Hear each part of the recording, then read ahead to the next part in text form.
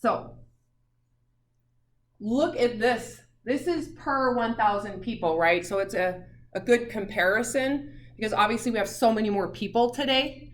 So it's kind of hard to understand the difference. But with this, because it's broken down per 1,000 people, you can see that the amount of people dying is almost half, almost cut in half, right?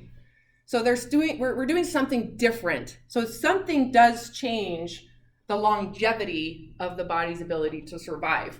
And of course, you can see infectious diseases. So 100 years ago, every single person in here would have known death, experienced death multiple times, not just with your beloved animals, but with family, with a parent, right? This was huge. A lot of it was infant mortality and labor and delivery mortality. The average age, does anybody remember what the average lifespan was in the early 1900s? Anybody off the top of their head remember the number? 47. 47. The average lifespan in the early 1900s was 47 years old. And a lot of that had to do with infant mortality, right? But infectious disease. Cancers, I actually looked this up. They didn't have the same diagnosis capacity that we have today. We might have more for different reasons, but we don't really know because our ability to detect is so much better and people are more aware of what's that lump, right? Just getting a pap smear. Those things that we do today to detect cancers. Heart disease. Heart disease is a big deal. Part of this could be that we live so much longer. We live so much longer. I don't know about the stress, right? Heart disease is hugely connected to stress, chronic inflammatory markers, which stem from the central nervous system, right? So heart disease is huge here in America for sure, and it's highest in men who are white and in poverty. Anybody in poverty, you're gonna have more heart disease. Anyway, so I thought that would be something interesting. Frailty is age. You can see like we're living longer and living more longevity, right? Not just longevity, but quality of life. Frailty is really significantly lower. Accidents, much less. Nephropathies, this is kidney issues. So again, modern medicine has really changed a lot of things. Also, access to nutrition, access to healthcare. Healthcare is huge. Okay. The CDC does a lot of research, so I want to go through this pretty quickly on diseases and what the trends are and what's going on. And it's a combination of not just doctors who are on the front lines, you know, the medical system in the front lines, but they're looking to see what is going on with our community, with our lifestyles, with our water, with all the things, right? So this was something I found online. This was someone's blog, and I actually was like, yes. So just taking a moment to look. The leading causes of death in 2021. So this is actually up to date. From age of 1 and less, 1 to 4, you can see this is our age group in this zone right here. What was the highest in the numbers from 2021 in the US?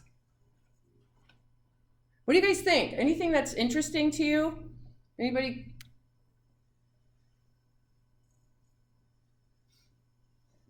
Anything surprising? We talked about that. Accidents, suicide, homicide. In this age group, accidents. And you can see there's more accidents above 25 to 34 than 15 to 24, which I thought was a little like, what? Mostly men. And those accidents include car accidents, unintentional mistakes, falling. I think I actually have that on a slide. So I kind of want to focus specifically, and you can see, obviously, as COVID in 21 really hit a huge peak. So massive amount of death on this side, massive. I mean, more people died of COVID than accidents, homicide, suicide in most of these age groups. But again, as you get older, you're going to see a lot more people dying just because of age. Any questions on this? So the 3 leading causes of death, I grouped from the previous slide, I grouped basically age 15, these 2 together, just because this is kind of the group of people that are in this room. Accidents are number 1 when those 2 groups are together, suicide, homicide. Total 73, almost 74,000 deaths last year. Accidents, so more common among men, people ages 1 to 44, and people with risky jobs. Any of you know someone that died of a freak accident? Like a car accident? Yeah. I knew somebody who fell off a ladder. Right? It's crazy. I know. No, I might have actually put it in here. The risk of falling is it's actually in the top 10. Yeah, It's huge. Anybody else know someone who died of something? My buddy's dad didn't die, but he was on a banana peel and tore his quad tendon. I thought this was funny when I put it on here. I was like, ah. He seriously slipped on a banana peel. Mhm. Oh my gosh, that's funny. Grab your sheet of paper. No problem. It's crazy. It's not a big deal. I'm cool. We're cool. Okay, so these are the accident-related deaths. Unintentional falls. Number 1, unintentional falls. Motor vehicle deaths. Unintentional poisoning. I thought this top one was really bizarre, but it is what it is. And that was from 2015. Homicides is huge, right? So you saw the top 3 would be accidents, suicides, and homicides. So homicide, this is from 1999 to 2016. Here we have it. So homicide, you guys know what a homicide is? It's murder, intentional killing. And I assume that this includes unmeditated and meditated murders. So yeah, getting shot, getting cut, not specified, suffocation. It's kind of a big deal, actually, for your age group. You know, when you think about comparing what health is, well, dying is unhealthy, right? And the whole concept of health is based on sustaining life. Wouldn't you agree? And a quality of life. So when you look at the biggest threat to your age group, has nothing to do with your nutrition, has nothing to do with your fitness, period. It has everything to do with making dumb decisions, right? Not paying attention to your surroundings, not paying attention to your mental and emotional health, which is way more of a problem.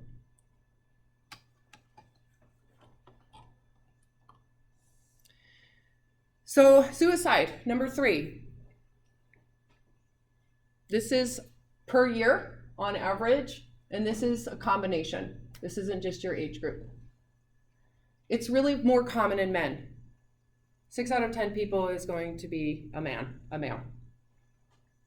People with brain injuries. This was something I thought that is not paid attention to enough with chronic brain trauma, that there's enough pain and anguish and the belief that it's unresolvable. Because a lot of these suicides ultimately stem from the belief and the feeling and the I know for me, it felt undeniable that there's no hope, there's no possibility of something different, that this is what it is. Of course, people who commit suicide are experiencing depression and different types of mental health problems. And it's usually paired with drug and substance abuse, which to me makes total sense. If you're trying to feel better and you don't know how to do it, and you don't understand the situation, or you don't foresee that there's a way to get out of a situation, why you would want to escape, why you'd want to cope. So some of this shouldn't be surprising. Again, it's the second cause of death for the age group that you're in. 23%. This sucks, what I'm about to tell you. The percentage of college students who sought help and were treated by student counseling centers but still committed suicide. Now, I think the amount of college students that commit suicide is around 1%, maybe 1 or 2%. I'm not exactly sure the exact percentage of total students, but 23. This is unacceptable to me. 23%, but there are reasons why.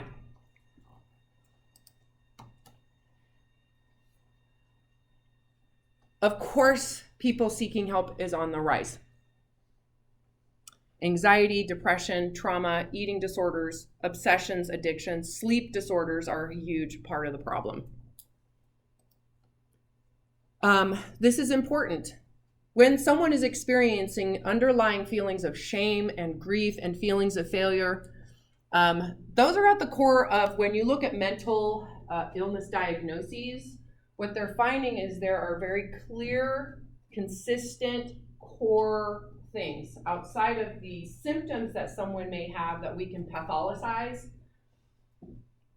Shame. Period. They have an inner sense of worthlessness.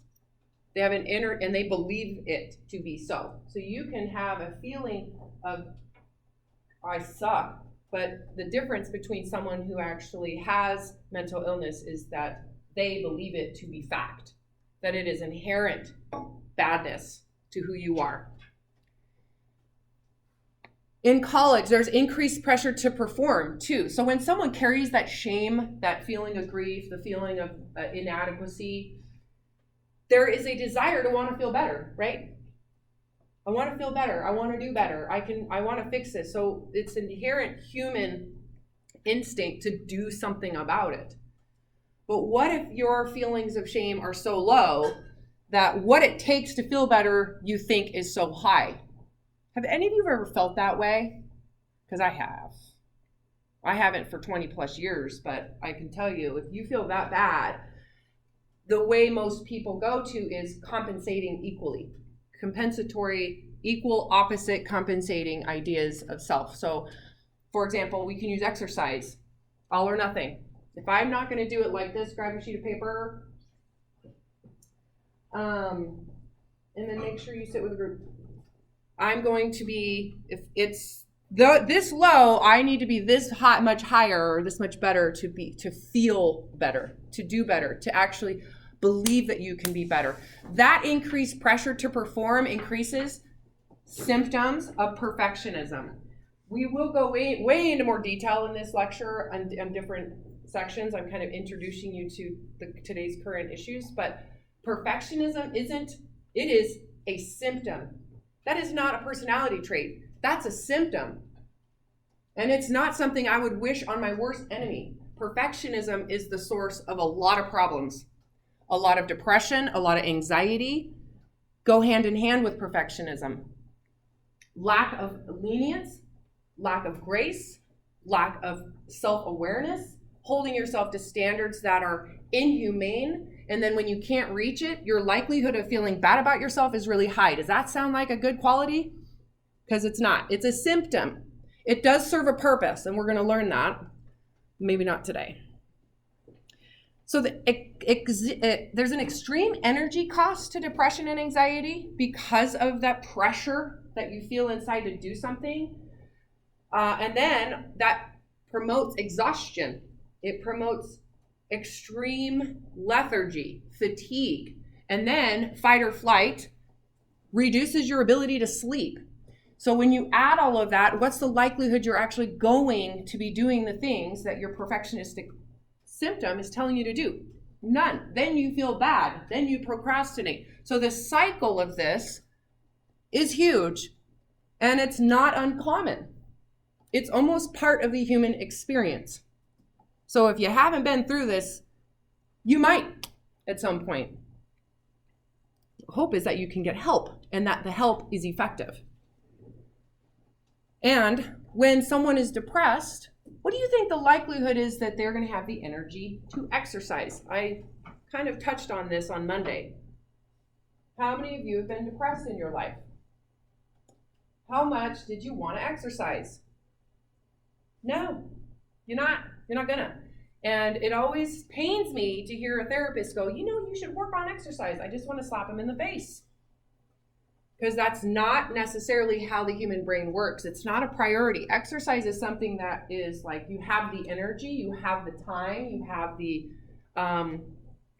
resources, right? So taking someone who is exhausted from just being in fight or flight and in deep shame is not necessarily an effective resolution to say we need to work on your fitness, right? So what do you do? So from 2009, 2019, students seeking treatment skyrocketed.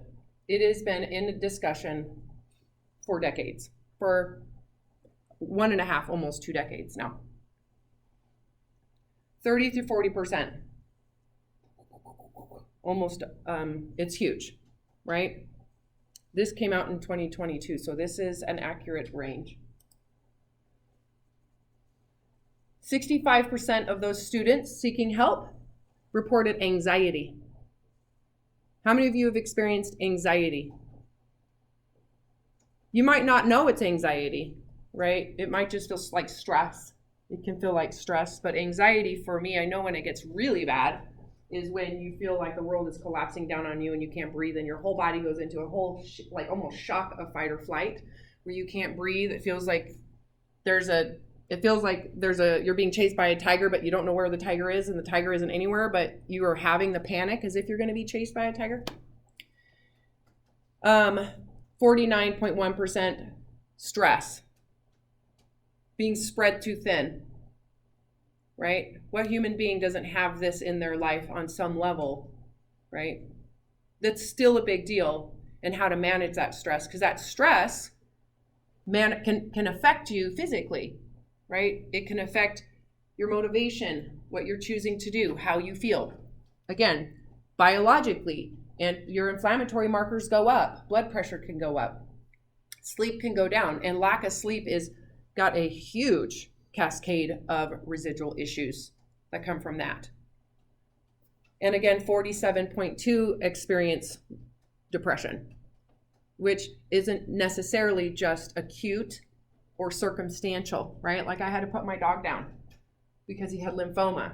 He was my best friend.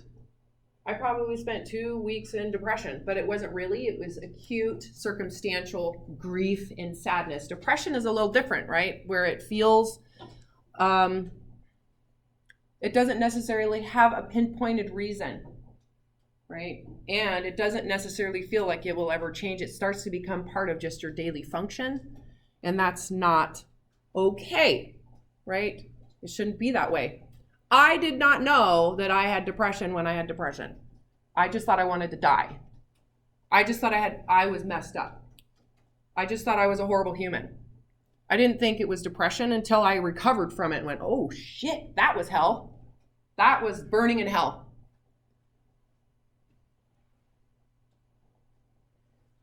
So those numbers, these right here, don't include students that don't get help. That's just of the people that are actually reaching out to get help. There's a lot of things that go into this. Again, I don't want to spend the whole lecture on this topic, but we're really going into health for this age group, right? Did you see heart disease for your age group in the top 3? I mean, what were there, like 9,000? And it was congenital heart disease for this age group, right? Diabetes wasn't an issue. So why is this so, right? Why is this happening? Anybody have an idea they want to share? Let's talk it out. Why is there such a huge, you are in it. You guys are in it. You know people. You're not struggling. You know people who are struggling. What do you think the overlying issue is? Just bring it out. Say it. What do you guys think? I think technology has like phones and social media and stuff have a big impact on it. Yep, technology. What is it about technology? Just like people post their like ideal life, kind of like you only see their posts when they're on a trip or when they think they look good and stuff, and that's all you're seeing of other people. And then it can make you feel bad about yourself, and yeah, Right. I feel like you can spiral doing that. Right, the social comparison. Mhm. And there's not really connection with any of those things. It's very superficial, right? So there's no real human to human interaction with social media and the pictures of what's going on. They're really not getting to the, like when I was growing up in the 90s, right? We didn't have what we have today. And so when someone went on a trip, we would talk about it. And there would be a conversation about it. And they would talk about the highs and lows about it. And oh my God, it was so hard. We were sitting at the airport, blah, blah, blah. And they'd show us, there would be pictures, right? But there was a little bit more depth to the connection with that person versus just a picture, right? So the relationships, and I know you all have relationships, right? But if all of your relationships are superficial, like the egg outside, can you see how that wouldn't really feel, there would be very little substance to your interactions? Anybody have another idea? Kind of go off what she was saying with social media though, we're constantly being bombarded with all these bad things happening in the world, and we're constantly being told that we have to care about them all the time. Right. This is why I put social unrest, because we see it all the time, right? Yeah. And especially when you get into the logarithms, which are genius. I mean, I love TikTok because I see a bunch of dogs, right? But if I am attracted to what's going on politically, all of a sudden I'm going to be in a vacuum of political information, right? And so that's a big issue, is getting sucked into a vacuum of problems, right? And all you hear is that. I had my father-in-law called me. I am not kidding you. This was 2 weeks ago. He's 79. He calls me at like 8:30 at night randomly. I never talked to him. And he's like, Robin, what are we going to do about these school boards making kids become transgender? What are we doing about it? He had no idea how crazy he sounded. No idea. Like, you are off your freaking rocker. School boards? That costs $100,000. You have to have a year of psychological evaluation. He literally believes that school boards are making kids go transgender without parents, and they're getting surgery. Anyways, he's been in a vacuum. And nuts. Like, off his freaking rocker. Nuts. Right?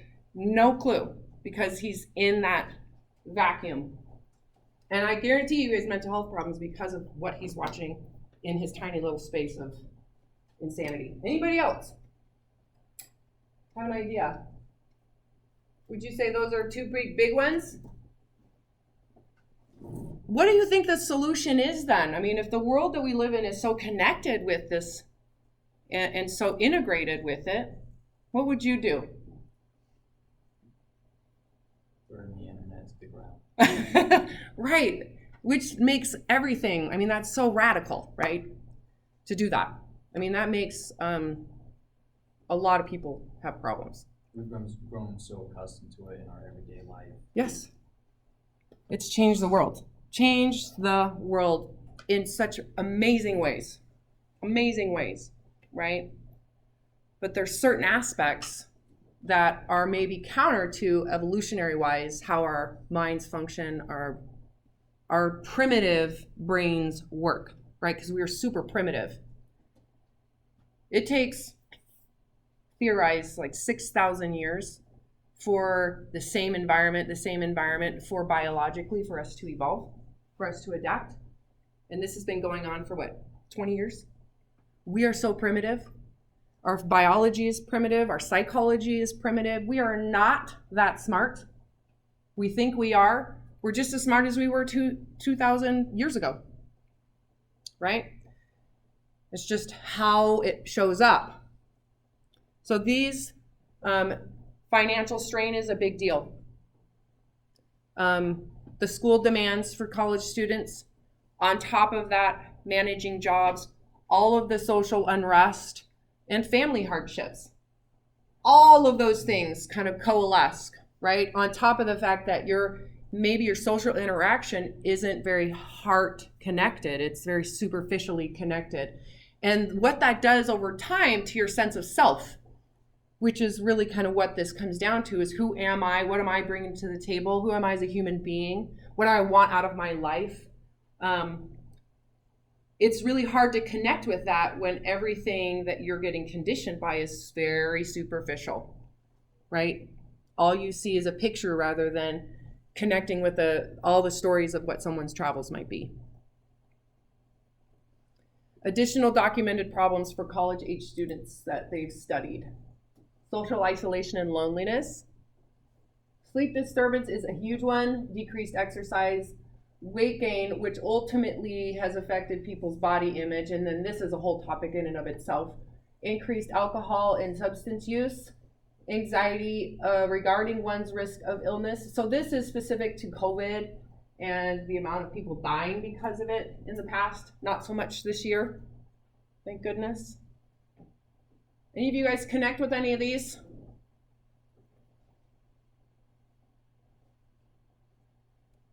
So college counseling services have experienced an explosive increase in students seeking help. Explosive.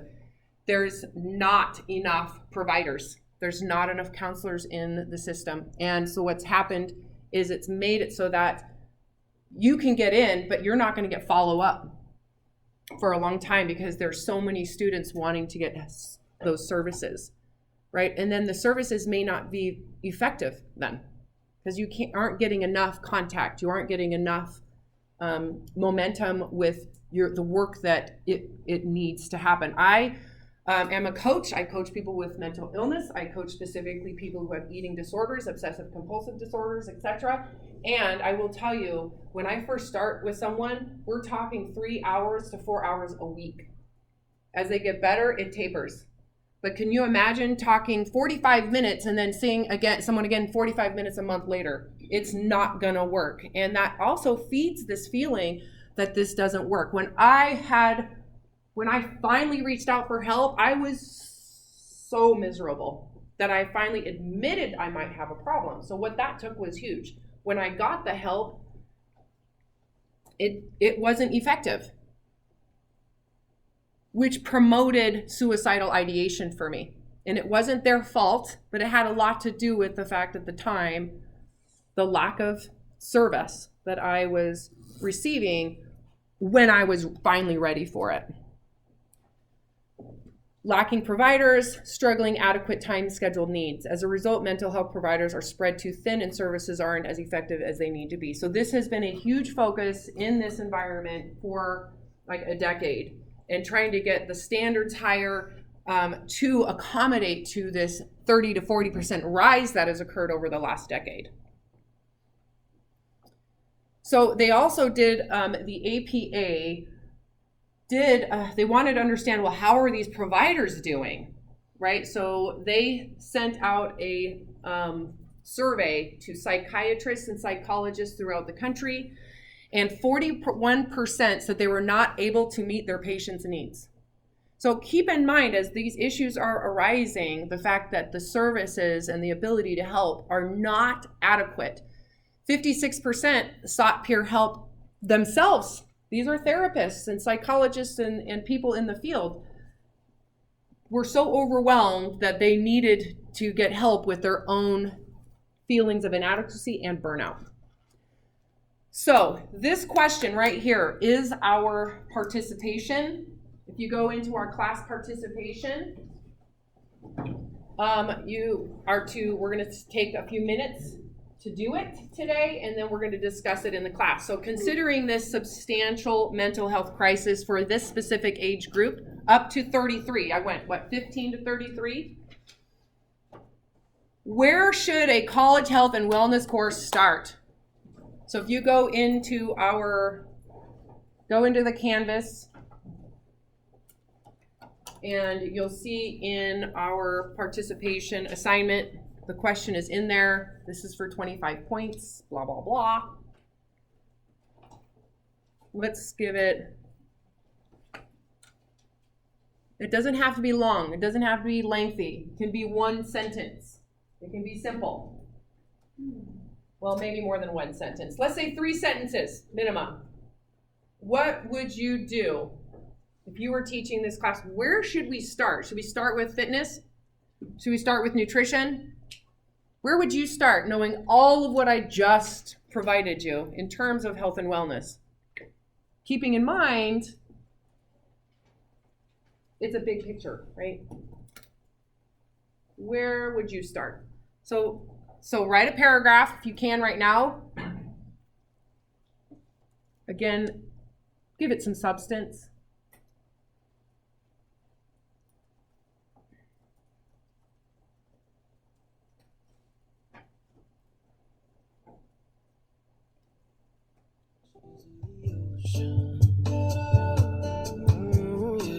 Despite the laws of time, I try to keep us frozen.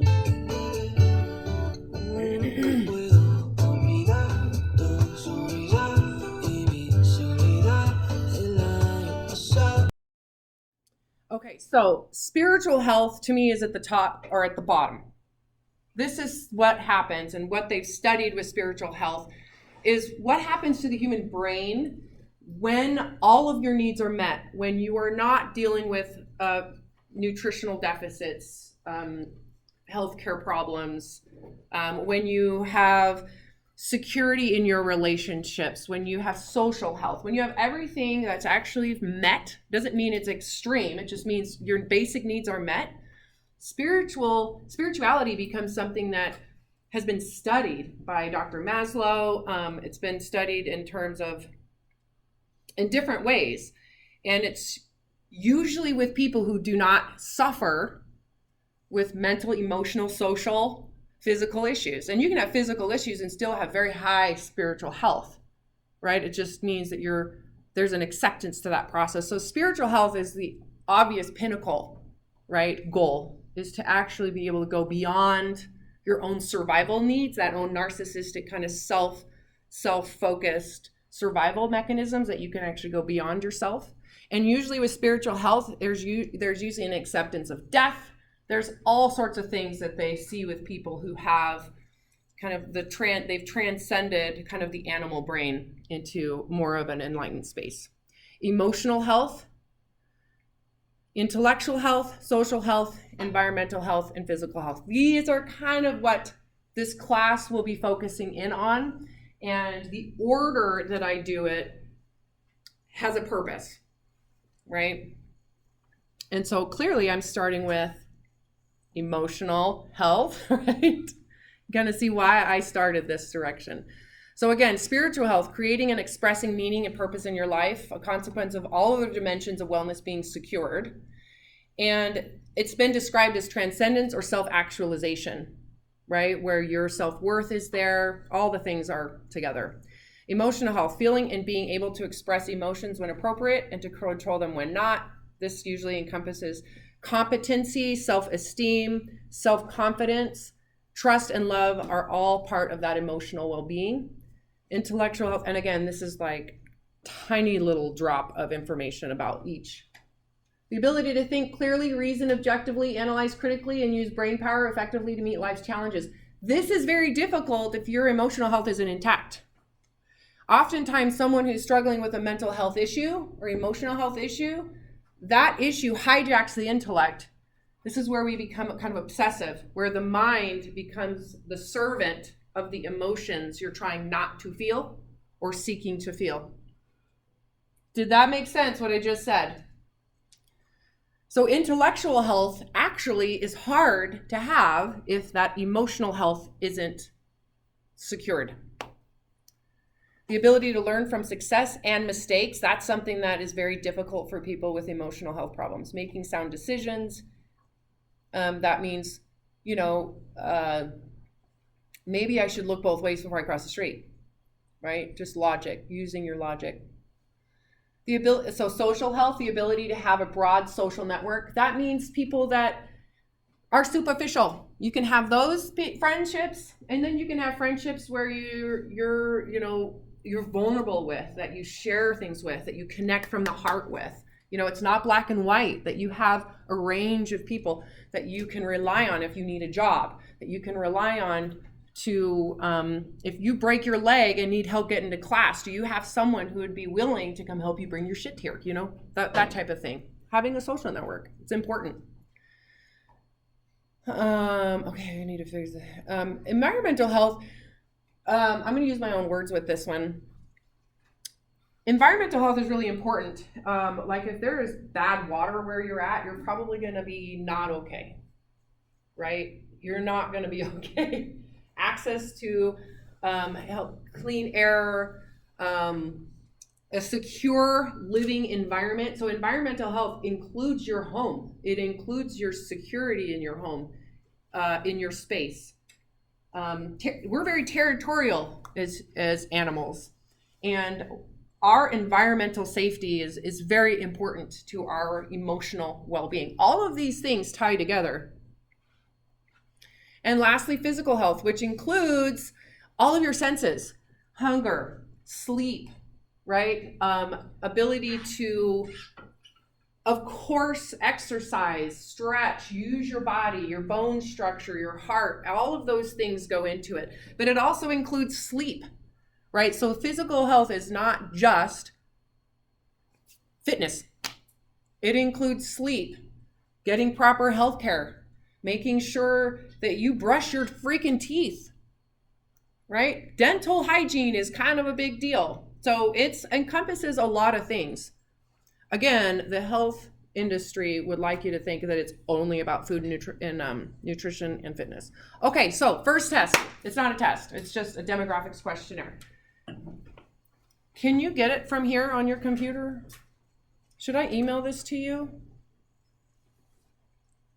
I'm sorry, you guys. I didn't think about this. You have your computers right there. Let me see here.